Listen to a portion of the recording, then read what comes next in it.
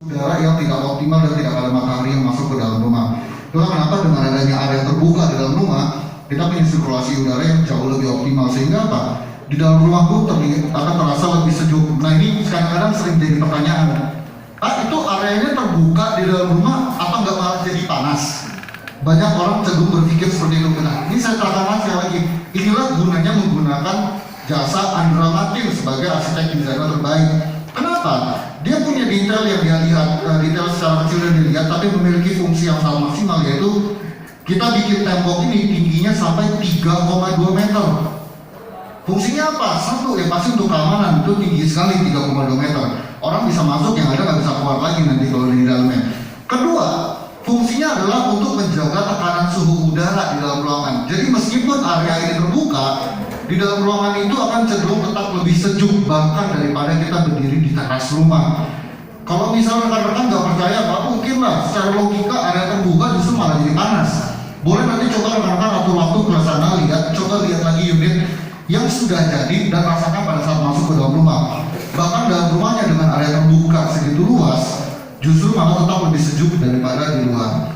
Nah, dengan adanya efek cahaya alami dan sirkulasi yang optimal, otomatis memberikan pengaruh kepada hemat energi. Jadi kalau ada hemat energi, ujung-ujungnya apa? Lebih hemat listrik. Kalau ada hemat listrik, ujung-ujungnya apa? Tabungan bisa lebih numpuk uangnya karena nggak banyak bayar-bayar untuk listrik. Token nggak perlu sering ngisi, panas siang nggak perlu nyalain lampu, nggak perlu pakai AC di ruangan depan. Kenapa?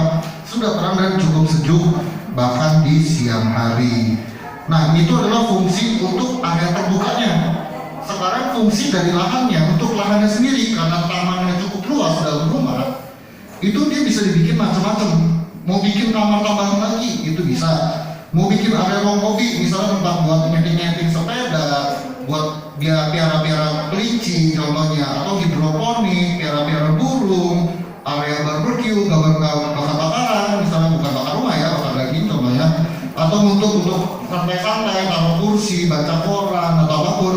Itu bisa kita pakai area inner court tanpa menambah yang namanya lahan rumah atau mengurangi fungsi ruangan yang sudah ada. Kenapa? Karena pada dasarnya inner court itu sudah sangat luas berada di dalam rumah. Nah, ini mungkin yang harus sangat diperhatikan pada saat membeli rumah. Banyak sekali sekarang rekan-rekan, mungkin orang-orang di luar sana, mereka cari rumah yang penting sanggup belinya dulu deh. Rumahnya kayak apa, dibangunnya sama developernya siapa, dia lihat harganya murah, ya udah saya ambil. Fungsinya apa, fiturnya gimana, fasilitasnya gimana, kadang-kadang banyak yang nggak peduli. Sedangkan kalau kita lihat dari fitur dan fungsi itu banyak sekali menyangkut ujung-ujungnya duit sebenarnya. Kita belinya sanggup, harganya murah, tapi ternyata secara perawatan ke depannya banyak sekali mengeluarkan uang. Itulah kenapa kita bisa lihat di unit-unit namanya yang untuk tipe ukuran konvensional yang sama-sama di 3672, itu kita bisa lihat kelebihan utama kita ada di yang namanya inner court dan kita punya ceiling yang tinggi atau atap plafon yang tinggi. Fungsinya apa? Dengan adanya inner court dan atap ceiling yang tinggi, itu kita punya sistem ventilasi silang, suhu udara lebih sejuk, ruangan juga jadi lebih lega dan lebih terang.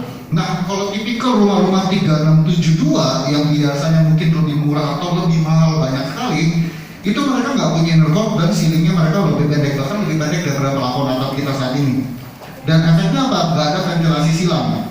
Contohnya apa ventilasi silang? Kalau rekan-rekan pernah lihat, pernah coba iseng-iseng cari-cari, 3672 untuk rumah konvensional biasanya dapurnya ditaruh di luar paling belakang, di sisa tanah yang ukurannya sangat kecil sekali. Ujung-ujungnya apa? Cuma ditutup doang ujung atasnya. Akhirnya masak di paling belakang dengan area udara yang benar-benar tertutup sekali. Ujung-ujungnya masak, baunya muter di dalam rumah. Akhirnya apa juga? Akhirnya bau masakan itu masuk, nyerap ke sofa, masuk ke kamar, nyerap ke kasur, ada baju digantung juga jadi bau contohnya. Itu adalah salah satu kekurangan daripada tipe-tipe rumah yang konvensional yang mungkin saat ini bisa banyak sekali ditemukan. Bahkan untuk harga yang sama atau sedikit lebih mahal. Terus biasanya mereka ruangannya penuh sekat dinding. Jadi kita keluar dapur, keluar kamar mandi, keluar kamar, lagi di ruang TV, lagi masak, yang dilihat cuma satu, tembok. Mau ngapain pun ujung-ujungnya tembok semuanya. Sedangkan kita kalau di area samanya itu banyak banget area-area yang terbuka. Kita lagi makan, lagi nongkrong, lagi main PS, lagi ngumpul sama teman, keluar kamar mandi, masuk rumah, view-nya satu, taman di dalam rumah. Akhirnya apa? Ruangan itu efeknya akan terlihat luas, padahal ukurannya sama-sama 3672. Tidak ada yang namanya pencahayaan alami, jadi siap-siap harus nyala lampu, otomatis listrik ya bayar terus. Dan yang paling utama ada di inner port tadi, kita ada yang namanya fitur ruang tunggu yang tadi saya bilang. Tamannya membuat bangun kamar bisa, membuat area aktivitas apapun bisa. Tapi kalau untuk konvensional itu bedanya nggak fleksibel. Kenapa? Dia cuma ada sisa tanah di belakang. Jadi bukan taman ya, ini sisa tanah yang tidak bisa jadi kamar, tidak bisa jadi ruangan, tidak bisa jadi apapun. Akhirnya apa? Cuma jadi PR. Karena secara fungsi nggak ada, tapi PR apa? Harus ditutup. Karena apa? Di situ biasanya ditaruh dapur. Kan nggak mungkin kita lagi masak ikan, kita mau pakai kuahnya air hujan. Ya kan? Akhirnya apa? Cuma kita nambah biaya doang, tapi fungsinya nggak ada sama sekali, kita nggak dapat. Itulah kekurangan daripada tipe-tipe rumah-rumah konvensional. Kalau kita bosan sama ruangannya, apa yang kita lakukan? Kita cuma geser-geser sofa, geser-geser lemari, geser ganti-ganti foto, ganti-ganti pajangan. Tapi rumahnya gitu-gitu aja sebenarnya. Tapi kalau kita dengan inner port, kita bisa bikin ruang tunggu, mau bikin area apapun di dalam rumah. Jadi kita nggak perlu pusing. Aduh, kayak kita harus beli rumah yang lebih gede lagi nih. Aduh, kayak kita harus pindah rumah yang lebih luas. Tapi nggak perlu mikir sejauh itu, yang ujung-ujungnya duit orang bisa ngambil samanya, mereka tinggal kembangin yang namanya area inner core. Nah, kita ngomong lagi, harga di sini benar-benar hanya 400 jutaan. Jadi kalau rekan-rekan tahu ya, daerah LG itu kan banyak sekali ya perumahan ya. Di sana pun rata-rata harganya sudah 400 jutaan ke atas, bahkan ada yang sudah sampai 1 miliar juga, terutama daerah Parung Panjang. Di kita, seperti yang saya jelaskan dari tadi, itu harganya hanya di 400 jutaan. Dengan ukuran bangunan 36 luas tanah 72, kamar tidurnya ada 2, ada kamar mandi 1 dan ada carport. Tapi belum termasuk area inner port yang masih bisa dibikin jadi kamar lagi kalau misalnya mau bikin 3 kamar tidur. Ini untuk layoutnya tipe grande. Jadi kelihatan ya, ini ada nanti ada kamarnya, kamar area living room, ada kamar lagi 1, dan di sini ada taman di dalam rumah. Mungkin kalau lihat di gambar sini agak susah menginterpretasi gambarannya. Mungkin setelah ini ada lagi kita lihat show unit di atas untuk lihat pembagian ruangannya kayak gimana sih. Kenapa saya bilang kamarnya luas? Kenapa kok bisa dibilang bisa bikin ABC di dalam rumah, nanti bisa dapat feel rasa benar aslinya kurang lebih gimana pada saat kita lihat show unit. Cuma saya jelaskan sedikit terkait layoutnya. Jadi untuk layoutnya kita punya 2 kamar tidur, kamar utama dan ada kamar tidur kedua. Di sini ada kamar mandi dan ada area taman yang sangat luas. Jadi kalau bisa dilihat perbandingan taman dengan rumahnya itu bisa dibilang sepertiga. Jadi ini 1 banding 1 dan banding 1. Jadi kebayangkan untuk bikin kamar lagi, contohnya dibikin kamar segini, itu bisa dapat 2 kamar tidur utama karena ukurannya bahkan sedikit lebih besar mungkin daripada kamar utamanya. Dan masih ada kamar tidur tanpa harus beli rumah lagi, tanpa harus mikir cicilan kata yang belum lunas tapi harus pindah. Cukup dengan bikin sekat tembok dan atap, itu kita sudah punya 1 ruangan baru. Dan perlu diingat, tidak membuat ruangan-ruangan di sini menjadi lebih kecil. Kenapa? Karena pada dasar pembagian ruangan sini sudah fix dan sudah cukup luas. Jadi nggak perlu takut rumahnya jadi sempit. Kenapa? Kalaupun ini bikin kamar, kita masih bisa ada tetap area terbukanya di sini. Jadi untuk dalam ruangan tetap masih ada hawa untuk udara segarnya. Nah, kita ada 1 tipe lagi, tipe suite namanya. Kalau tadi ada tipe grande, kalau ini tipe suite. Yang mencolok dari tampilan depannya adalah tinggian bangunan. Kenapa? Karena suite ini punya dari lantai ke plafon itu yang tinggi sekali. Jadi hampir menyentuh angka 5 meter. Tepatnya di 4,8 meter. Jadi bangunan sama-sama 36, luas tanah sama-sama 72, 2 kamar tidur, 1 kamar mandi dan 1 carport. Tapi dia punya ceiling di area living room itu tinggi sekali di area ruang tamu. Jadi tingginya 4,8 hampir 5 meter. Di sini masih bisa dibikin ruang tambahan. Kalau kita di properti itu sebutnya area mezanin.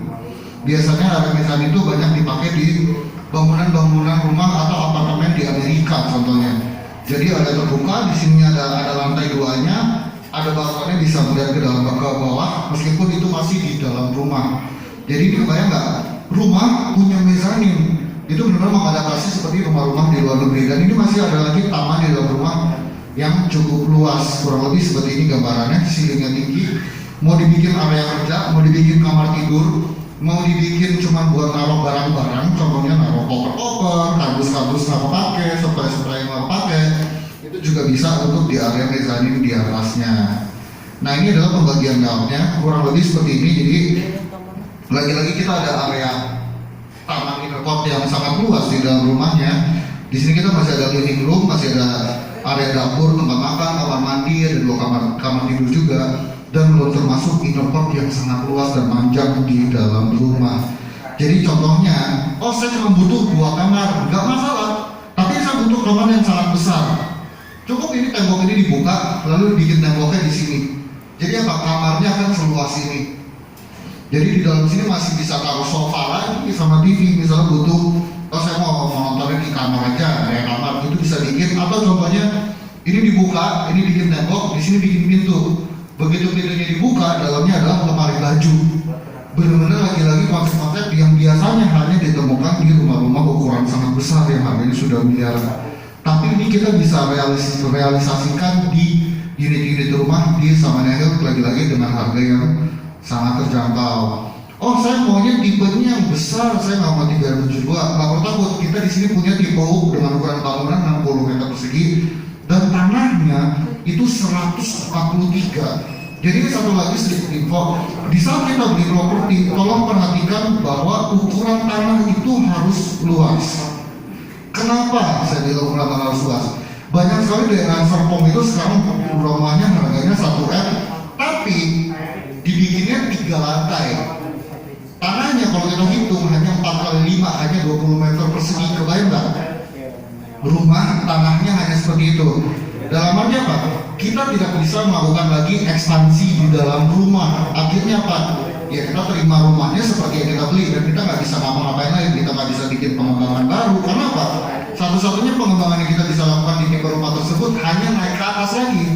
Tapi rumahnya sudah 3 lantai, nggak mungkin dong kita bikin 4 lantai, 5 lantai lagi. Akhirnya apa? Harus suntik fondasi, perkuat fondasi, otomatis budgetnya pun sangat tinggi biayanya.